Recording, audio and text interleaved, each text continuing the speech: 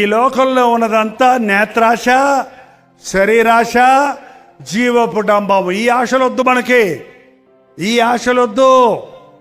చూసిందంతా కొనుక్కోవాలనే ఆశ, చూసిందంతా నోరూరిందంతా తినాలనే ఆశ, లోకంలో గొప్పవాళ్ళం అయిపోయి పేరు ప్రఖ్యాతులు డబ్బులు సంపాదించుకోవాలనే ఆశ. ఇవి ప్రతివాడికి సహజంగా వచ్చే ఆశలు. ఇవి కాదండి మన ఆశలు. యేసులాగా ఉండాలనే ఆశ. నేను కూడా గంటల తరబడి ప్రార్థన చేయాలనే ఆశ. నేను కూడా నా మనస్సాక్షిని కాపాడుకోవాలనే ఆశ. నేను కూడా నా నోటిని దేవుని కొరకు వాడాలనే ఆశ.